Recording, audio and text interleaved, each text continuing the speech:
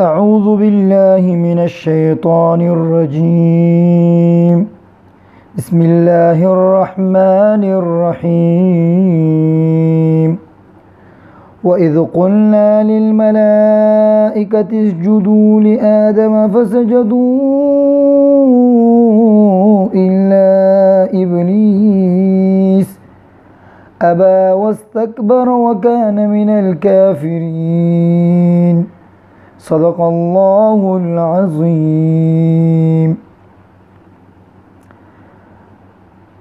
دین مخی وکیږي ذکر د آدم علیه السلام فضیلت په فرشتو باندې ظاهر شولو چې آدم علیه السلام علم له سره دغه فرشتونه زیات تا او د خلافت او د نیابت صلاحیت په دې کې اټول موجود ده، لہذا آدم علیه السلام هم په کور انداغه د سمغه د نایب وی ویل څنګه کې اټول صلاحیت موجود دي. په دې آیات کې الله جل شانه دا بیانوي چې کله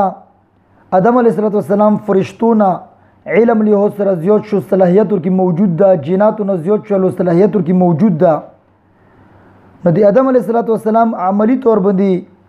یغلی یول خی چې دغه د تعظیم وکړل شي. آدم علیه السلام د دې خوص علم دی واجنه څنګه فرشتونه هم زیات تا او د جناتونه هم زیات تا او کامل لا او غونه زیات هم ده لکه څنګه ذکر شولو.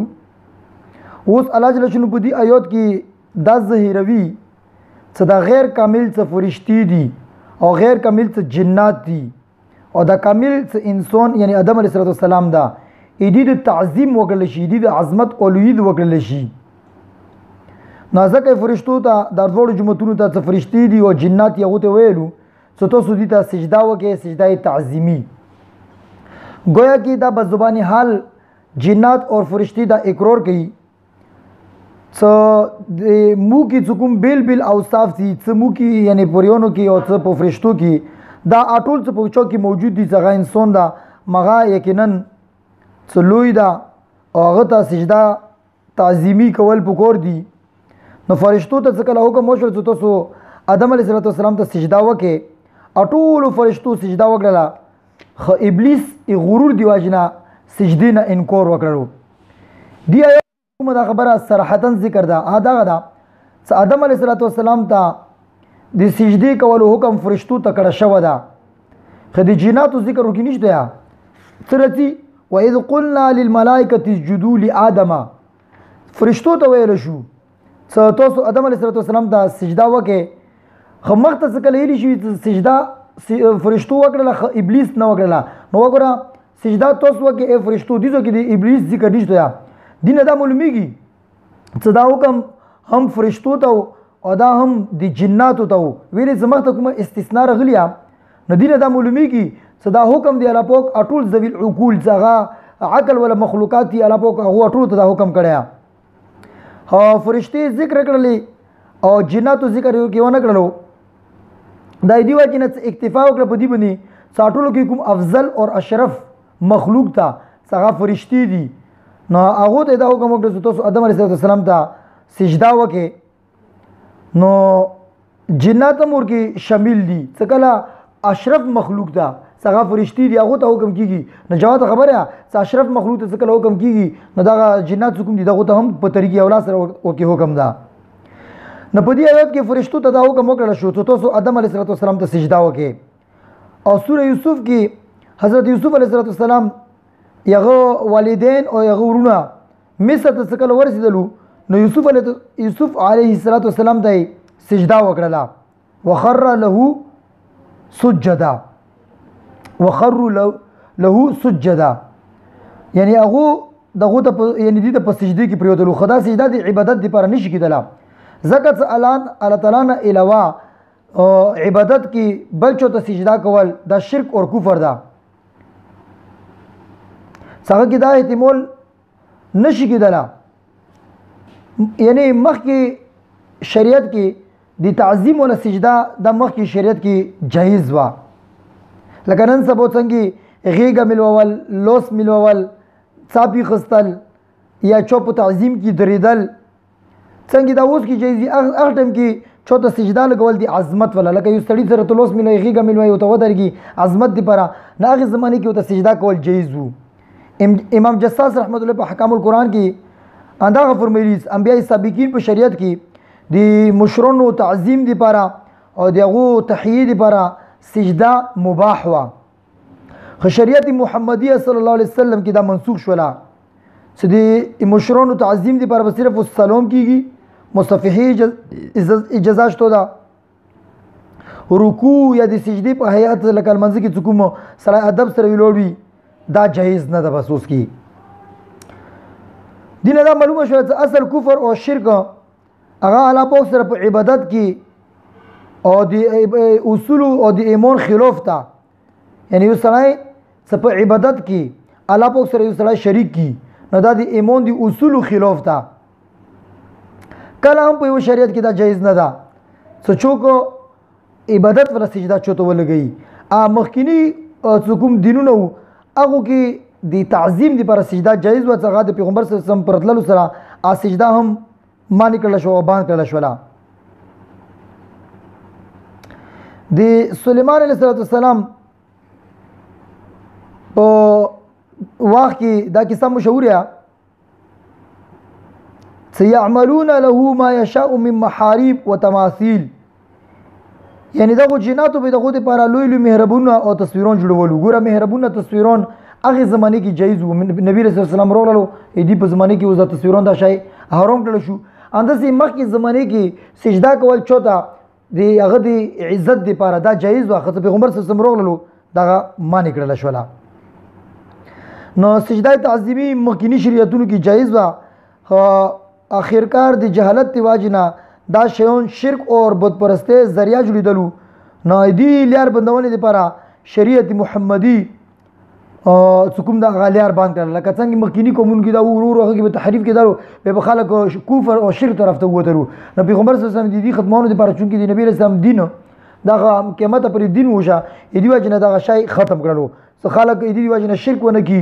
او دین مسخ نه کی تحریف ورکی ونه کی. نو هر هغه سروای د بدینه ولا او تحریف ولا هغه پیغمبر صلی الله علیه وسلم بیا مانی کړلو او باندې کړلو. څه خلک د دې واجنه شرک اور بت پرسته ته ونرسیږي. تصویر سازی او د دې استعمال د دې واجنه حرام کړل شو. سجده تعظیمی د دې واجنه حرام کړل شو. نو مسلم شریف کې دا حدیث دا پیغمبر صلی الله علیه وسلم فرمایي څکوم لکه یو سړی غلام وي او هغه مشر څکوم هغه آقا یې شي. پیغمبر صلی الله علیه وسلم فرمایي چې تاسو هغه ته آقا نه مایه یعنی تاسو خپل غلامانو ته عبادت ټکه ما استعمالوي. اگر چې عبادت یای شي غلامو ته او غلامانو ته وایي چې تاسو خپل د کومې تاسو مالکون دي دغه ته آقا نه مایه ویلي آقا رب ته یې شي او رب پلون کی تیرے شي تربیت کون کی تیرے شي. دا الفاظ دی واجی نه مانی کړلو صدیقی ګمون و د شرک سره جهالت دی واجی نه د الفاظ استعمال لګي څنګه خپل د کوم عقاد هغه د عقانه رب نه وتی ای نو رب دروازه ورور د عبادت پر کولو نشي څه خلک به دی شرک طرف ته ونړي ازکه عقا او ته دی رب ټکه استعمال مانی کړل شو تاسو به رب نه نه. خلاصہ دا آدم علیه السلام تفرشتو سجدا وکړه او یوسف علیه السلام ته خپل والدین او ورونو سجدا وکړه. دا سجده تعظیمی وا صدا دی هغه په شریعت کې جایز ولکه څنګه سلام مصطفیها لوس سره یعنی لوس نه څاپي خستل دا جایز دی شریعت محمدی صلی الله علیه وسلم کې. چونکه هغه کې د کفر شیبه وا کفر شیبین ستل د پیغمبر صلی الله علیه وسلم دین کې هغه سجده تعظیمی معنی کړل شولا.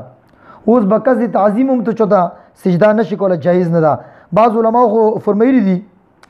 الموز اصل عبادت ته په دې کې څلور تر یعنی څلور قسمه افعال دریدل نستای رکوع سجده. په دې کې د اول یعنی دریدل او نستای د دې کارونه صدا مددن انسان خپل ضرورتونو لپاره کوي او عبادتونه په المنځ کې هم کوي مګر رکوع او سجده دا داسې فعل د انسان عادتاً دا شی نه کوي دا عبادت کې صرف کیږي دې وجه نه دغه دواړه شیان شریعت محمدي صلی الله علیه وسلم کې عبادت حکم وکړل شو او الله تعالی نه علاوه دا معنی کړل شو چې چوته به رکوع په شوندې ټیټیږي هم نه او سجدي په شوندې به ټیټیږي هم نه اوس دې کې یو سوال لغه چې د سجده تعظیمی څو قرآن پاک کې د کوم رغلی دا قرآن نه ثابت ده خو شریعت محمدي صلی الله علیه وسلم کې دا معنی شوی کوم دلیل سره معنی شوی دا ندی جواب دا چې پیغمبر صلی الله علیه وسلم ډېر حدیثونه حدیث متواترات او مشهور حدیثونه اخ کې دا سجده تعظیمی معنا کړی شي او اورم کړی شي چې پیغمبر صلی الله علیه وسلم فرمایي چې د الله تعالی نه علاوه چاته سجده تعظیمی جایز وا نو خاصو ته به حکم شو ته تاسو خپل خوندونو ته سجده وکړي څکه خاصي خوندونو ته سجده نشي کولا معنی کړل شو نه پاتې وایي چې سجده تعظیمی مطلقاً حرام یا هیڅ ته هم جایز نه ده دا حدیث شلو صحابه کرامو نه روایت او ثابت ده او اصول حدیث کې معروف ده یو اصول حدیث کې معروف کتاب ده تدریب الراوی اخ کې دا روایت لاسو صحابه کرامو نه نقل کړه شوی ده او نو دا حدیث تواتر ته رسیدلی ده څنګه د قرآن خو د قطعي حکم لري بیا نو دې کې شلو صحابه کرامو نه دا حدیث منقول ده او دا شل صحابه کرام د روایتونو څخه نقل کړي شوی دي دغه حاشیه بیان القرآن کې حکیم الامت اشرف علی تھانوی رحمت الله علیه دا جمع کړي دي چې غوړي سره ازون کې دا وګوري حاشیه بیان القرآن کې ابلیس کفر دا محض عملی نفرمانی نتیجه نه وه هغه ته الله جل شانه فرمایي چې ته سجده وکړه هغه سجده ونه کړله ویلي چې سجده نه کول نو دا اصول شریعت کې فسق او ګناه د کفر نه ده د ابلیس کفر اصل سبب څه کوم وو ادي الله پاک حکم سره مقابله کول وو پیغمبر یعنی الله پاک ابلیس ته دا ویل چې ته سجده وکړه نو دی الله پاک ته دا ویل چې نه لګاو دی الله پاک سره قسم ته مقابله او معارضه وکړه سجده نه کول دی واجب نه سجده سره نه کوي دا یو کفر نشي کېدل دا فسق کېدل شي خو دی دا د کوم کفر نه نسبت وکړه شو نو دا دی واجب نه چې دی الله پاک حکم کې معارضه وکړه څنګه زه دې ته سجده ولګوم ته مو دې ته سجده ولګوم صدا د سجدي سره قبل ده نه نو شیطان ته د علم او د معرفت کې دا مقام حاصل او هغه ته توسل الملائکه ایلی شو څنګه دینه دا کور وشلو تکبر وکړلو الله تعالی دا ورټلو او څو ورټلو نن هم رټل شو دا بهرحال الله جل شانه په دې آیات کې صدقوم حکم فرمایله فرشتو او جناتو اټولو ته فرمایله فرشتو سجدا ولګوله شیطان سجدا نه ولګو تکبر وکړ الله په ورټلو دې ته سجده تعظیمی رشي یعنی چو تعظیم لیولی دی پر هغه پر سجده وکړي د مخ کې جایز و اوس دی امت کې دا نه ده جایز ویلي سدي کفر خطر ده سړی به د عبادت شروع نه کی دی وجه نه پیغمبر سره مخيري پیغمبر دا د شي خدمت لپاره بل پیغمبر رسینا الله په کفر شایبه په دې کې دلته لپاره دا شای بالکل ختم کړل تاسو به چوته سجده نه لګي تعظیمی وَإِذْ قُلْنَا آیات کې هغه وخت چې کلم ویلو للملائکه فرشتو ته اسجدوا تاسو سجده وکړئ لآدم علیه السلام ته فسجدوا اټول فرشتو سجده وکړه الا ابلیس مگر ابلیس او شیطان نو وکړه